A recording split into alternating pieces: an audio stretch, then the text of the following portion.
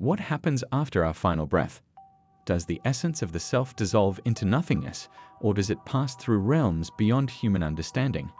Welcome, fellow seeker, to one of the most profound and mysterious teachings known to humankind. Today, we delve into the heart of a sacred and mystical text, the Bardo Thuddle, commonly known in the West as the Tibetan Book of the Dead. Imagine a guide that not only accompanies you through death, but also illuminates the journey beyond. This is the essence of the Bardo Thuddle. And no, it's not simply a book about dying.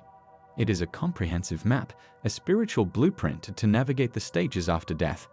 Together, we will explore its teachings, unlock its profound wisdom, and perhaps uncover the true meaning of existence itself. The Bardo Thuddle was composed by Padmasambhava, a legendary and almost mythic figure in Tibetan Buddhism. Hailing from India, he is revered as the one who brought Buddhism to Tibet during the 8th century. In Tibetan tradition, he is known as Guru Rinpoche, meaning precious teacher. But Padmasambhava was far more than just a monk. He was a deeply enlightened spiritual master, a yogi who attained powerful mystical abilities and profound insight. The Bardo Thuddle was conceived by him to serve as a guide, not only for the living, but also for the dead, offering an opportunity for liberation even after the last breath has passed. Padmasambhava's extraordinary gifts were apparent from a young age. He was recognized as a Mahasiddha, someone who had reached a high level of spiritual realization and who manifested miraculous powers. He was invited to Tibet by King Trizong Detsen, who sought to spread Buddhism and create a unified spiritual foundation for the kingdom. At that time, Tibet was home to numerous local beliefs, especially the Bon religion, which was rooted in shamanic practices and nature worship. This spiritual diversity presented challenges for the Buddhist mission, and Padmasambhava's work was essential in bridging these different traditions. He used his deep knowledge of magic and tantric rituals to harmonize these beliefs, taming local spirits and deities, and integrating them into the Buddhist fold. Padmasambhava went on to establish Tibet's first Buddhist monastery, Semi, and began imparting transformative teachings about the mind, the nature of reality, and the cycle of existence, known as samsara. In Tibetan Buddhism, death is not seen as an end, but as a transitional stage, a moment that can lead to spiritual freedom. Padmasambhava recognized that at the time of death, the mind enters a special state, freed from the physical body, making it more receptive to ultimate truths. He understood that this was an extraordinary opportunity for liberation, but that most people, when they die, are consumed by fear and confusion, preventing them from seeing this opportunity. His mission was to create a manual that could be used by the living to guide the dying, or that could be studied in life to prepare the mind for the bardos, the stages of transition after death. In essence, his goal was to relieve suffering and offer a path to enlightenment, even in the face of uncertainty and dissolution. This compassionate approach lies at the heart of the Bardo Thuddle. He also knew that not everyone would achieve liberation in their lifetime, but he saw death as the final opportunity to break free from the cycle of suffering. He designed this guide so that practitioners would be able to recognize the clear light, the purest state of consciousness, at the time of death. The 3 stages of the Bardo Thuddle. The Chikai Bardo, the moment of death. In the Chikai Bardo, the soul experiences the actual moment of death, where the body dissolves and consciousness is freed from its physical limits. After this dissolution, the soul encounters the primordial clear light, described in the Bardo Thuddle as an immense, radiant, and pure light. This light is a direct manifestation of the absolute nature of the mind, a state of pure consciousness, free from duality, fear, or attachment. Some describe it as the higher self, others as the universal mind. Many names exist for this state of peace and unity. For the spiritually prepared, this bardo presents the opportunity for final liberation. If the soul can recognize this clear light as its true nature, it achieves instant liberation, nirvana, and there is no need to progress through the remaining bardos. This recognition is not tied to any rituals or dogma. It is a direct experience of truth, where the mind sees itself clearly and without distortion. At this moment, all identities, attachments, and karma dissolve. However, for those who are unprepared, the intensity of the clear light can be overwhelming and frightening. Instead of recognizing it as a reflection of their true nature, the mind may perceive it as a threat, retreating from it in fear and missing the opportunity for liberation. This leads the soul into the next stages of the bardos, where it encounters more distorted and limiting visions, shaped by its karmic tendencies. The Chonyad Bardo, the bardo of visions. As Carl Gustav Jung once said, gods and demons are projections of the unconscious mind, powerful forces that remain dominant until they are recognized for what they truly are. In the Chonyad Bardo, the soul finds itself in a state where physical boundaries no longer exist and consciousness is freed from the body.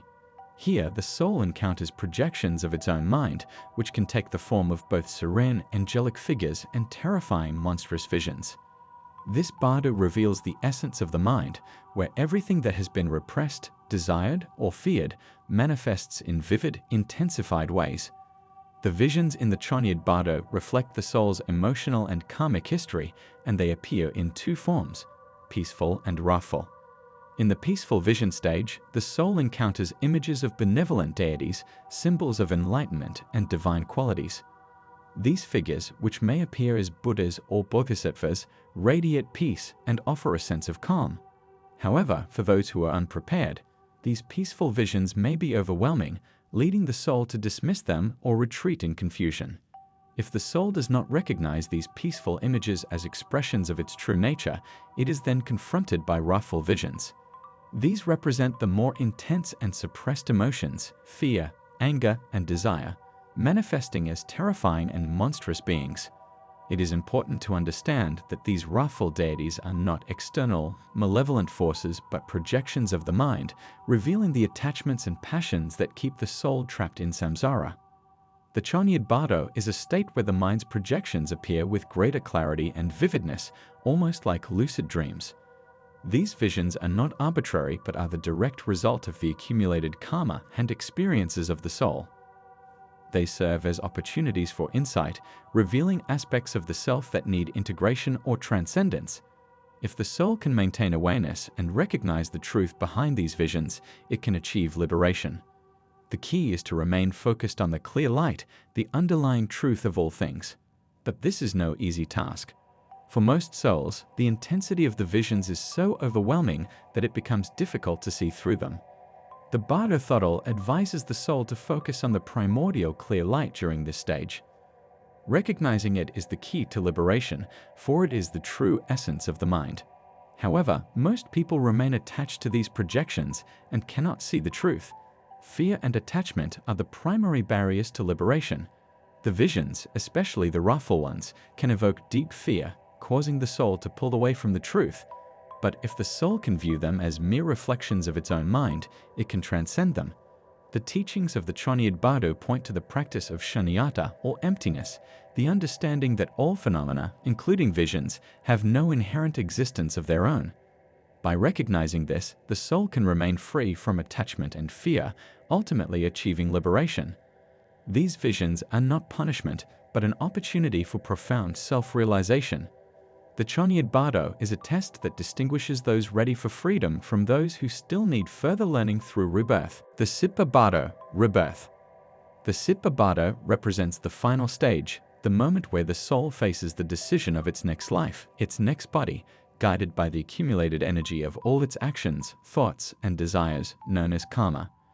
This stage is the culmination of the soul's journey, where the forces of karma draw the soul toward a new life, shaped by the emotional and spiritual tendencies accumulated throughout its past existences. The Sipa Bardo is a time when the soul, having passed through the dissolution of the Chikai Bardo and the intense visions of the Chonyad Bardo, now faces the pull of rebirth. The desire to be born again, to continue living, is strong and instinctual, rooted in fear, desire, and attachment. These desires guide the soul toward a new body in a process that is influenced by its karmic imprints. The soul is drawn toward new circumstances and experiences that match its inner state. If, for example, the soul carries strong fear, it may be drawn to a rebirth where it will face that very fear.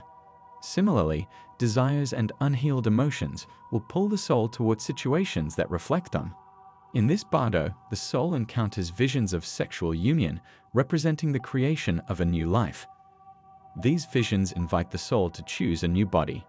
If the soul can maintain detachment and lucidity at this point, it can avoid blindly following its karmic patterns and avoid undesirable rebirths. Those who are spiritually advanced may recognize these visions as illusory projections, freed from inherent reality. By maintaining calmness and awareness, they can transcend the cycle of rebirth and merge with the clear light, the purest state of consciousness. The Sitbabado is the final opportunity for liberation, where the soul, guided by its own awareness, can break freed from the cycle of samsara. In the end, the Bardo Thodol is not merely a religious text, but a profound tool for self-realization. It teaches that life and death are interconnected, and the cycle of rebirth is not an endless loop of suffering, but an expression of our own choices and perceptions. Through awareness and detachment, we can transcend these cycles and find the path to enlightenment, the ultimate liberation. As Ram Dass once said, when you die, the only question that matters is, how much did you love? So, perhaps by reflecting on these teachings, we can prepare not only for the inevitable end, but also for the way we live. If you found this exploration meaningful, share it with others and subscribe to the channel. Let us know your thoughts on the afterlife in the comments below. Together, we can continue this journey into the mysteries of existence. Thank you for watching.